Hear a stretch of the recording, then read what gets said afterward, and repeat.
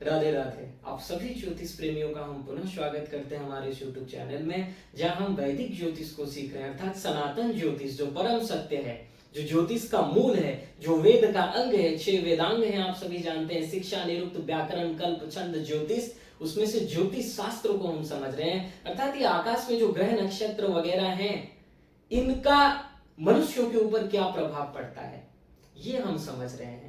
और इसी क्रम में हम अब तक आपको ग्रहों के गुण स्वरूप को डिटेल्स में बता चुके हैं, राशियों के गुण स्वरूप को बता रहे हैं, और उसी क्रम में आज पाठ संख्या 41 लेकर आप सभी के सामने उपस्थित हुए हैं, जहां हम समझेंगे राशियों को, कौन सी राशि को कौन से वर्ण का बताया गया। आप सभी जानते हो 4 वर्ण होते हैं, ब्राह्मण, क्षत्रिय, वैश्य, शूद्र।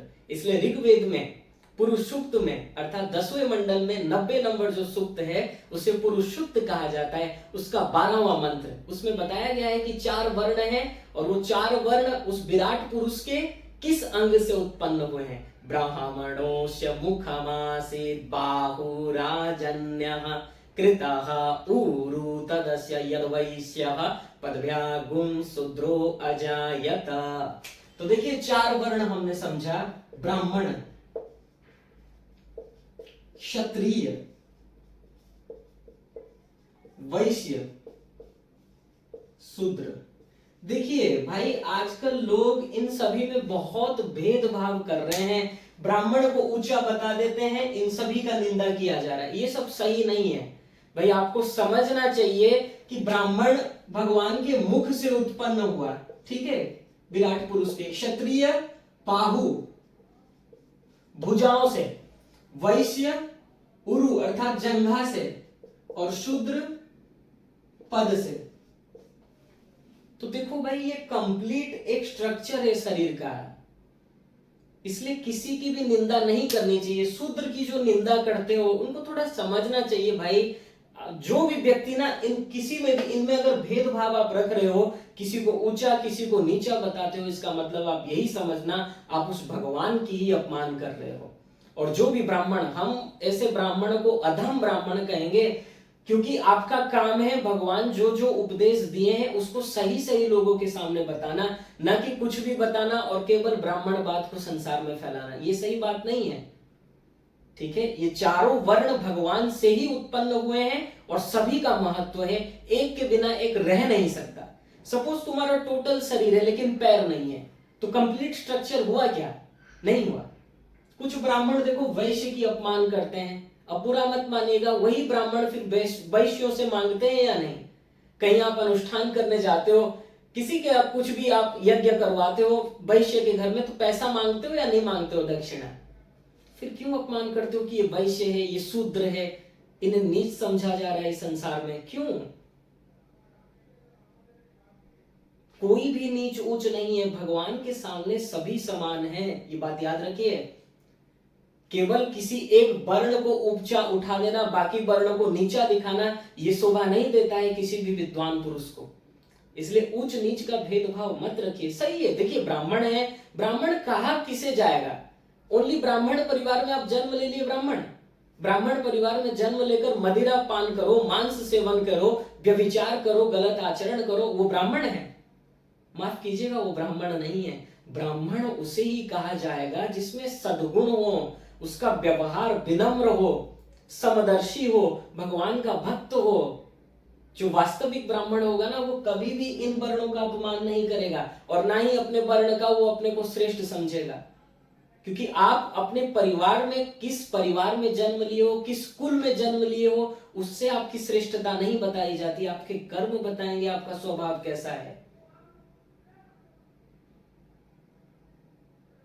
आपके कर्म ही बताएंगे कि आपका पर्सनालिटी कैसा है। परिवार से जन्म ले लेना, कोई ब्राह्मण परिवार में जन्म ले ले तो वो ग्रेट नहीं हो जाता, ग्रेट उसके कर्म बताते हैं। अर्थात अगर आप वास्तव में ब्राह्मण हुए तो आपका कर्म भी तो होना चाहिए ना ब्राह्मण जैसा, जो 12 गुण बताए गए हैं। और अगर वो सब नहीं है, मांस मदिरा का सेवन करते हो और अपने को श्रेष्ठ बताते हो।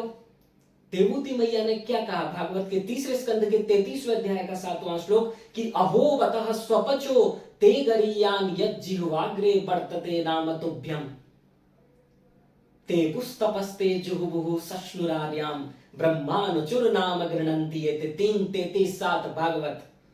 देवहूति मैया, कपिल देव भगवान की माता देवहूति मैया कहती हैं कि प्रभु, वो किसी भी संसार भले ही उसको नीच जाति का समझे, वो कुछ भी वर्क करे, कितना भी छोटा सा छोटा काम करे, लेकिन अगर वो आपका स्मरण कर रहा है, आपसे प्रेम करता है, भगवान से, वो उस ब्राह्मण से अरबों गुना श्रेष्ठ है। जो ब्राह्मण परिवार में तो जन्म ले लिया है, लेकिन मांस मदिरा का सेवन करता है, गलत आचरण करता है, आपसे प्रेम नहीं करता, तो ऐसे ब्राह्मण परिवार में जन्म लेकर क्या फायदा।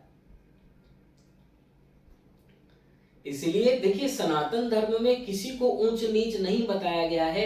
ये संसार में ही विधर्मियों के द्वारा फैलाया जा रहा है कि ब्राह्मण को बड़ा बता दे रहे हैं, बाकी वर्णों का निंदा कर रहे हैं। ऐसा नहीं होना चाहिए। जो ऐसा करते हैं वो सनातन धर्म है, वो सनातन धर्म को मानते ही नहीं है।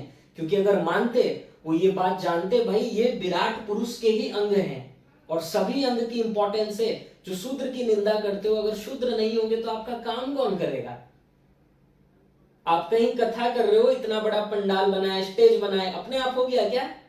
आपके अंडर में लोग वर्क करते हैं, आपकी सेवा करते हैं, तो अगर वो नहीं होंगे, वो काम करने वाले कोई नहीं होंगे, तो ये सब कैसे होगा। संसार चल नहीं सकता, संसार चल नहीं सकता। संसार सिस्टोमेटिक चल सके, इसी के लिए ही इनका रचना हुआ है। सबको एक एक डिपार्टमेंट दिया गया है और वो डिपार्टमेंट उनमें स्वभावतः जिसमें जैसा है, ठीक है। इसलिए कभी भी उच्च नीच मत कीजिए। और ये देखिए, जितने भी 4 वर्ण हैं, ये भगवान के ही अंग हैं। पूरे शरीर में ये चारों अंग चाहिए, एक भी नहीं होगा तो शरीर पूरा आपका नहीं हो सकता, पूर्ण शरीर उसे नहीं कहा जाएगा। इसलिए सभी का इंपॉर्टेंस है अपने अपने जगह में। आप किसी के बिना भी रह नहीं सकते। इस संसार में सभी का आवश्यक है, सबको अपना अपना ड्यूटी दिया गया है। क्षत्रिय उसे नहीं कहा जाएगा जो क्षत्रिय परिवार में, राज परिवार में जन्म ओनली लिया है, नहीं। अगर आप जन्म लिए हो क्षत्रिय परिवार में, ठीक है, क्षत्रिय हो, लेकिन आपका गुण कर्म ऐसा है कि आपको सेवा करना पसंद है, आप सेवा करना बहुत रुचि है, तो वहां पर उसको क्या कहा जाएगा, शूद्र कहा जाएगा। आप क्षत्रिय परिवार में जन्म ले लियो, लेकिन वेद के ज्ञाता हो, भगवान से प्रेम है, शांत स्वभाव के हो, तो भले ही आप क्षत्रिय परिवार में जन्म लिए हो, लेकिन आपका गुण स्वरूप, आपका कर्म, आपका व्यवहार से पता चल रहा है कि आप ब्राह्मण जैसे वर्क कर रहे हो, तो ब्राह्मण उन्हें कहा जाएगा। ओनली परिवार में जन्म ले लेने से, किसी वंश में, किसी वर्ण में, ये सब में जन्म ले लेने से, ये जो वर्ण यहाँ पर बताया गया है ज्योतिष में, ये कर्म के हिसाब से बताया गया है, न कि आपके जन्म से, याद रखिएगा। और कोई भी व्यक्ति जन्म से श्रेष्ठ नहीं होता है, उसके कर्म ही उसको श्रेष्ठ बताते हैं, ये बात याद रखिए। इसलिए कोई केवल ब्राह्मण परिवार में जन्म ले लिया तो उसकी श्रेष्ठता हो गई, ऐसा बिल्कुल भी नहीं है। इसलिए कभी भी उच्च नीच छोटा बड़ा मत समझिएगा, ये सभी का इंपॉर्टेंस है, क्योंकि ये विराट पुरुष के अंग हैं और एक भी अंग अगर नहीं होगा, शरीर आपका कंप्लीट नहीं हो सकता। इसलिए उच्च नीच ये सब मत करिए, ये सब भगवान को प्रिय नहीं है। और आप जो भी लोग अपने को विद्वान कहते हैं, पता नहीं वो कैसे उच्च नीच बता रहे हैं। आप ब्राह्मण को उच्च बता दे रहे हो, और ऐसे उच्च बताते हो ओनली जन्म ले लिया है, वाह जी वाह, ओनली जन्म से आप श्रेष्ठ हो गए। ये कैसा मतलब कुतर्क आपका है। क्यों इस संसार को दूषित किया जा रहा है, इस समाज को। ओनली जन्म से कोई श्रेष्ठ नहीं होता, उसके कर्म से ही वो श्रेष्ठ होगा। क्लियर हुआ। तो ये जो 4 वर्ण हैं, ब्राह्मण, क्षत्रिय, वैश्य, शूद्र, ज्योतिष में जो बताया गया है कि किस राशि को किस वर्ण से हम विचार करते हैं, किस राशि को किस वर्ण में रखा गया है, ये आपके कर्म से है, आपके जन्म से नहीं है। जन्म से कोई भी व्यक्ति श्रेष्ठ नहीं होता, सभी समान होते हैं। आपका कर्म, आपका स्वभाव बताएगा आप कैसे हो, और वही हम राशि से कैसे समझेंगे, वही हम आपको बता रहे हैं। और देखिए, कभी भी इनमें भेदभाव मत रखिएगा, क्योंकि ये चारों इंपॉर्टेंट हैं। आपको ज्ञान देने वाला कोई चाहिए, जो ज्ञानी है, जो आपको सही सही ज्ञान दे सके, वही ब्राह्मण है। ओनली ये नहीं है कि आप ब्राह्मण परिवार में जन्म लिए हो तो आप ही केवल ज्ञान दोगे और श्रेष्ठ हो गए, नहीं। जिसके आचरण श्रेष्ठ हैं, जिसके व्यवहार श्रेष्ठ हैं, जो ब्रह्म को जानता है, भगवान से प्रेम करता है, विनम्र व्यवहार है, सुशील है, समदर्शी है, लोभी नहीं है, विरक्त है, वो है ब्राह्मण। और तुम लोभी हो, संसार में पूर्ण रूप से आसक्त हो, ओनली ब्राह्मण परिवार में जन्म ले लिए और अपने को श्रेष्ठ बताते हो, बताते रहो भाई। श्रेष्ठता का लक्षण ये नहीं है। श्रेष्ठता आपके आचरण बताएंगे, आपका व्यवहार बताएगा, आपका ज्ञान बताएगा, आपका स्वभाव बताएगा कि आप किस कैटेगरी में हो। इसलिए ओनली परिवार मात्र से जन्म लेने से कोई श्रेष्ठ नहीं होता, ये बात याद रखिएगा। नेक्स्ट देखिए, क्षत्रिय। इस संसार अभी आपके देश में कोई अटैक करे, बाहरी देश वाले आक्रमण कर दें, या फिर आपके स्टेट में कोई आक्रमण करे, आपके घर में ही कोई आक्रमण करे, तो वहां पर जो लड़ेगा वो है क्षत्रिय। लड़ने वाला भी तो चाहिए ना, देश की रक्षा करने वाला, स्टेट की रक्षा करने वाला। तो इसमें जो कुशल है, अब सपोज क्षत्रिय परिवार में तो आप जन्म ले लिए, लेकिन आपको ये सब में इंटरेस्ट नहीं है, अर्थात आप में वो क्षत्रिय वाला नेचर नहीं है, स्वभावतः आप सेवा भाव वाले हो। सपोज आप क्षत्रिय परिवार में जन्म ले लिए हो, राजघराने से हो, लेकिन आपका स्वभाव है सेवा करना, आप में वो क्षत्रिय वाला गुण नहीं है, तो भले ही आप जन्म से क्षत्रिय हो, लेकिन आपके कर्म बता रहे हैं कि आप शूद्र हो। और ये कोई बुरा काम नहीं है भाई। क्यों आप समझते हो शूद्र नीच जाति है? अगर नीच होता, भगवान कितने देखो केवट को मिल गए, सबरी मैया को मिल गए, और बड़े बड़े ब्राह्मणों को नहीं मिले। इसलिए कोई छोटा बड़ा नहीं है, सभी अपने अपने जगह में सही है, क्योंकि एक के बिना भी ये देश नहीं चल सकता। अगर कोई काम करने वाला ही नहीं होगा, सेवा करने वाला ही नहीं होगा, कोई बड़ा बिजनेसमैन होगा कैसे? उसकी कंपनी कैसे चलेगी बताओ? जो आप शूद्र को छोटा कहते हो, उनको नीचा दिखाते हो, ये सब सही बात नहीं है भाई। सभी श्रेष्ठ हैं अपने अपने जगह में, और जिनका जैसा स्वभाव है, जैसा कर्म है, उसी हिसाब से उनको बताया जाएगा कि वो ब्राह्मण है, क्षत्रिय है, वैश्य है, शूद्र है, क्या है। लेकिन कहने का तात्पर्य है ये सभी श्रेष्ठ हैं, कोई इनमें छोटा बड़ा नहीं है, क्योंकि वो सभी विराट पुरुष के अंग हैं। और एक के बिना भी ये देश नहीं चल सकता, एक के बिना भी। ऐसा इनमें से एक भी नहीं है जिसको आप कह दो हाँ तुम्हारी जरूरत नहीं है और देश हम चला देंगे, नहीं चलने वाला। ये देश चल रहा है बिजनेसमैन की वजह से देश चल रहा है। अगर बिजनेसमैन ही नहीं होंगे ये देश क्या चलेगा? सरकार के पास पैसा कहां से आएगा? टैक्स कौन देगा? फिर सरकारी कॉलेज, स्कूल, जितना भी जो भी हो रहा है वो कैसे होगा बताइए? इसलिए सभी की भूमिका है, सभी श्रेष्ठ हैं, ये बात याद रखिएगा। तो अभी हम समझते हैं राशियों से, किस राशि से किस वर्ण का, किस राशि को किस वर्ण में रखा गया है। तो देखिए, पहले अग्नि तत्व राशि को समझते हैं। 1, 5, 9 अर्थात जो अग्नि प्रधान है, तो जिसमें अग्नि प्रधान है, क्रोध है, ऊर्जा है, तेज है, उन्हें क्या कहा जाएगा? क्षत्रिय। 2, 6, 10 ये पृथ्वी तत्व की राशि है। पृथ्वी तत्व, तो देखिए बिजनेसमैन जो होते हैं, बड़े बड़े बिजनेसमैन स्थिरता पूर्वक अपना वर्क करते हैं, स्थिरता पूर्वक अपना वर्क करते हैं और भार लेकर आगे बढ़ते हैं। जो पृथ्वी का गुण होता है, पृथ्वी अर्थात सभी का भार सहन करी है पृथ्वी माता, तो बिजनेसमैन भी भार को लेकर जो आगे बढ़ता है उसे हम बिजनेसमैन कहते हैं। तो उसे पृथ्वी तत्व की कैटेगरी में रखा गया है। तो ये कौन सा वर्ण होगा? वैश्य वर्ण। भाई क्लियर हो रहा है या नहीं? क्षत्रिय वर्ण मेष राशि, सिंह राशि, धनु राशि, क्योंकि ये देखो क्रूर राशि है, पुरुष राशि है, विषम राशि है, अग्नि तत्व राशि है, अग्नि प्रधान है, इनमें ऊर्जा है, तेज है, क्रोध है, और यही तो चाहिए क्षत्रिय में। जिसमें ऊर्जा नहीं है, तेज नहीं है, हिम्मत नहीं है, वो क्या क्षत्रिय जाकर युद्ध करेगा बताओ? इसलिए इनको क्षत्रिय वर्ण में रखा गया। नेक्स्ट आया वृषभ राशि, कन्या राशि, मकर राशि, ये पृथ्वी तत्व की राशि है। पृथ्वी का स्वभाव है स्थिरता, इतने लोगों का भार सहन करती है। तो बिजनेसमैन भी जो होते हैं उनके ऊपर एक बहुत बड़ी रिस्पॉन्सिबिलिटी होती है, इन्हीं की वजह से ये देश चल रहा है, इसलिए इनको वैश्य कहा गया। इन राशियों को हम वैश्य कैटेगरी में रखे। 3, 7, 11 ये वायु तत्व प्रधान राशि है और इन्हें शूद्र वर्ण का कहा गया है, क्योंकि देखिए ये एक जगह टिक कर काम नहीं करते। शूद्र जो होते हैं सभी की सेवा में उपस्थित हो जाते हैं। आज किसी की सेवा कर रहे हैं, 2 घंटे सेवा की, फिर 2 घंटे और किसी की सेवा, फिर 2 घंटे और किसी की सेवा।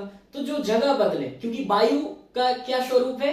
जो तीव्र गति से चलता है, तो ये भी एक जगह स्थिर रहकर काम नहीं करते। वैश्य वर्ण वाले अर्थात पृथ्वी तत्व वाले स्थिर रहकर काम करते हैं, लेकिन वायु तत्व वाले स्थिर रहकर काम नहीं करते, जगह बदलते हैं और मतलब एक जगह टिक कर काम नहीं करते। अब यहां काम कर रहे हैं तो फिर कहीं और।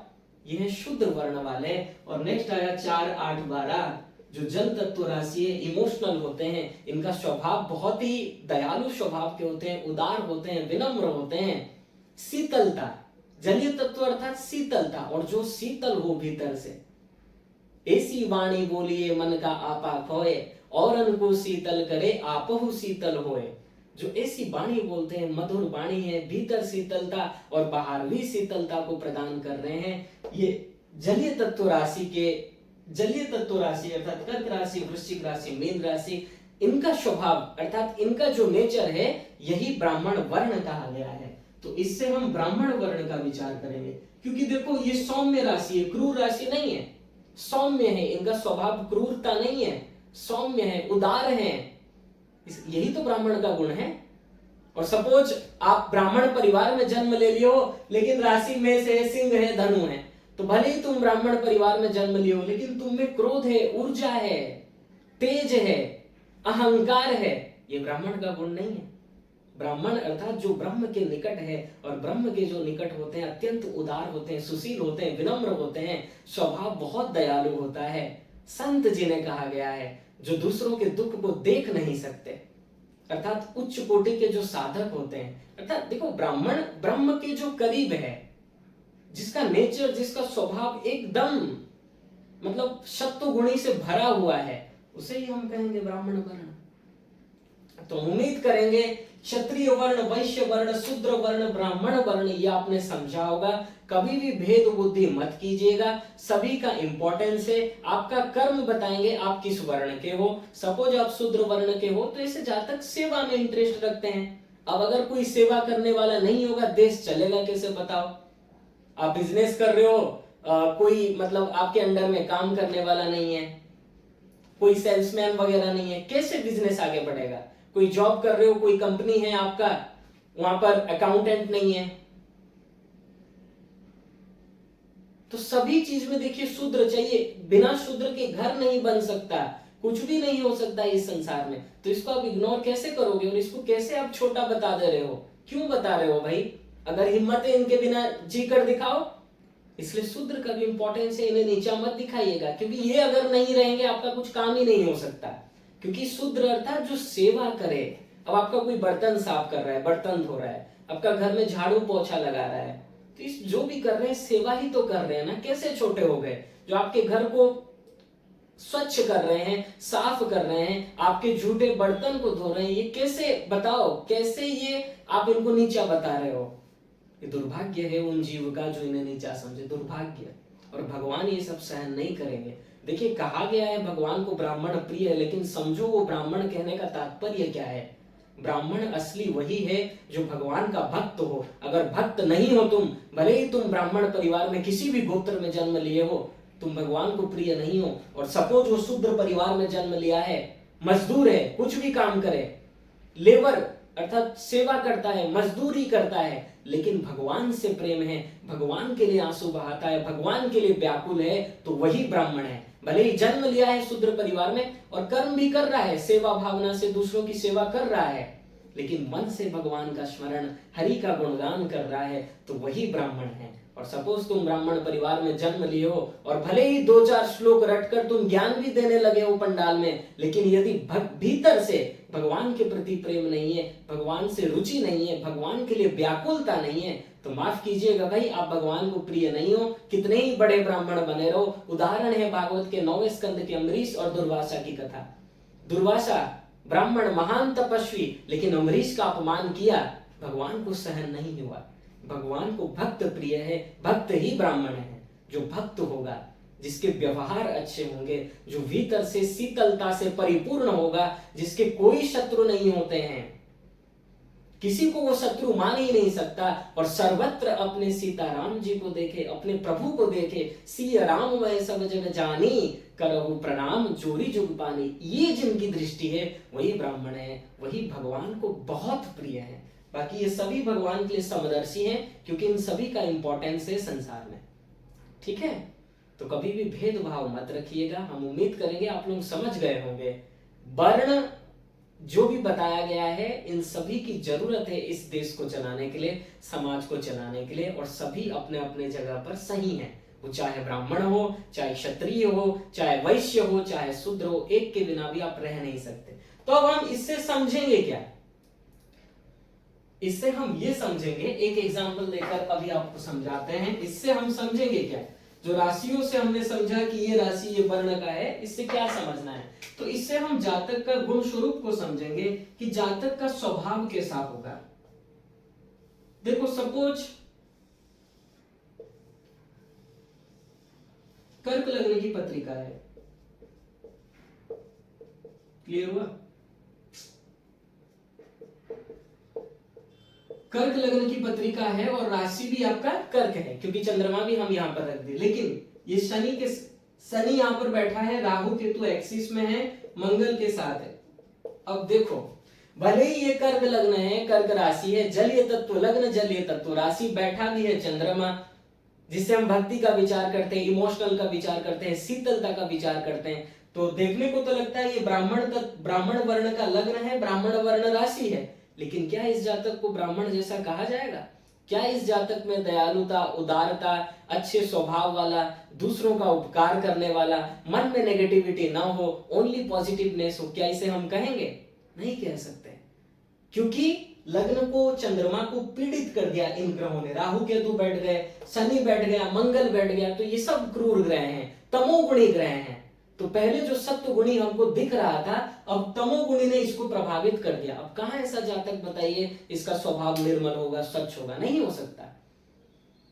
तो अगर आप राशियों को, उनके गुण स्वरूप को समझोगे तो आप बता सकते हो कि जातक का स्वभाव कैसा होगा। अब ऐसे जातक को हम क्या कहेंगे? ऐसा जातक क्रोधी होगा, एग्रेसिव होगा। क्यों? क्योंकि मंगल बैठा है, शनि चंद्रमा राहु की युति है, तो इसका मन अशांत रहता होगा, मन स्थिर नहीं रह पाता होगा, ओवर थिंकिंग करता होगा जातक। यही वर्णन करेंगे। दिख तो हमको ये रहा था कि कर्क लग्न है, कर्क राशि है, ब्राह्मण वर्ण का है, लेकिन नहीं, ब्राह्मण वर्ण का है, लेकिन पीड़ित कर दिया ना इन प्लैनेट्स ने। तो अब कहां, जो उसमें था ब्राह्मण वर्ण का था, अब उसमें भारी हो गए सब मेलिफिक प्लैनेट्स, अशुभ ग्रह, तो कहां अब उसका वो अच्छा स्वभाव रहेगा? बताइए। ऐसे प्रिडिक्शन किया जाता है, जो आगे जब हम और आगे आप लोगों को प्रैक्टिस करवाएंगे, प्रैक्टिस के माध्यम से समझाएंगे, दशाओं को बिठाकर समझाएंगे, तब और अच्छे से क्लियर होगा। तो हम उम्मीद करते हैं आज का पाठ आपको अच्छा लगा होगा, जहां हमने समझा कौन सा राशि ब्राह्मण वर्ण का है, कौन सा राशि क्षत्रिय वर्ण का है, कौन सा राशि वैश्य वर्ण का है, कौन सा राशि शूद्र वर्ण का है। तो कभी भी इनमें भेद बुद्धि मत रखिएगा, कभी भी किसी को नीचा मत दिखाइएगा। सभी समान है, सभी श्रेष्ठ हैं, सभी भगवान के हैं। लेकिन हाँ, जो भगवान को दिन रात भजन करते हैं वही ब्राह्मण है, वही भगवान को प्रिय है। ब्राह्मण अर्थात ही है ब्रह्म के समीप। ओनली आप ब्राह्मण जाति में जन्म ले लियो, ब्राह्मण कुल में, लेकिन आपका आचरण श्रेष्ठ नहीं है, आप कैसे ब्राह्मण हो? बताइए। सपोज कोई ब्राह्मण परिवार में जन्म लिया है और उसका ये लग्न है, ये राशि है। अब ब्राह्मण परिवार में जन्म लिया है, लेकिन ऐसा ग्रहों का प्रभाव है। अब क्या वो बताओ, उसको कैसे आप ब्राह्मण कहोगे जब उसमें वो स्वभाव ही नहीं है, अच्छे स्वभाव वाला नहीं है, अच्छा व्यवहार ही नहीं है, तो कैसे उसको कहोगे? नहीं कह सकते। इसलिए ओनली परिवार में, कुल में जन्म लेने से आपका स्वभाव से आप श्रेष्ठ नहीं हो। इसलिए ओनली परिवार में या फिर किसी कुल में जन्म लेने से ये तय नहीं होता कि आप कैसे हो। आपका कर्म बताएगा, आपका स्वभाव बताएगा, आपका आचरण बताएगा, आप भीतर से कैसे हो, यही सब बताएगा कि आपका स्वभाव कैसा है, आप भीतर से कैसे हो। और ये जब भगवत कृपा होती है तभी कोई जीव वास्तव में भगवान से प्रेम करने वाला होता है। अन्यथा किसी भी कुल में जन्म ले लो, भले ही वेद शास्त्रों को रट लिए हो, लेकिन भगवान से यदि प्रेम नहीं है तो माफ कीजिएगा, उन जीवों में अहंकार कूट कूट के भरा है और प्रत्येक माइक दोष भरे पड़े हैं। और जब तक ये काम, क्रोध, लोभ, मोह, ईर्ष्या ये सब भरे पड़े हैं, कोई कैसे ब्राह्मण हो सकता है? ब्राह्मण तो उसे कहेंगे ना जो भगवान के समीप जा रहा है। और जैसे जैसे आप भगवान के समीप जाओगे, ये काम, क्रोध, लोभ, मोह, ईर्ष्या ये सब कम होते जाएंगे। लेकिन ये अगर कम नहीं हो रहे, इंक्रीज हो रहे हैं, भले ही कितने बड़े गोत्र में तुम जन्म लिए हो, ब्राह्मण गोत्र में, किसी भी ब्राह्मण वंश में जन्म लिए हो, लेकिन वो श्रेष्ठ नहीं कहा जाएगा।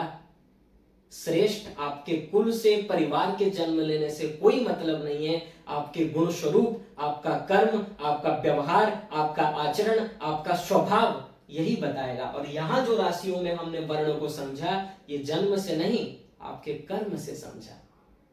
ठीक है, तो उम्मीद करते हैं आज का पाठ आपको बहुत अच्छा लगा होगा। तो नेक्स्ट क्लास में आप सभी से फिर मुलाकात होगी, ऐसे ही राशियों के गुण स्वरूप को आगे समझेंगे। तब तक के लिए स्वस्थ रहिए, प्रसन्न रहिए, आनंद में रहिए, ज्योतिष को अच्छे से सीखते रहिए। राधे राधे।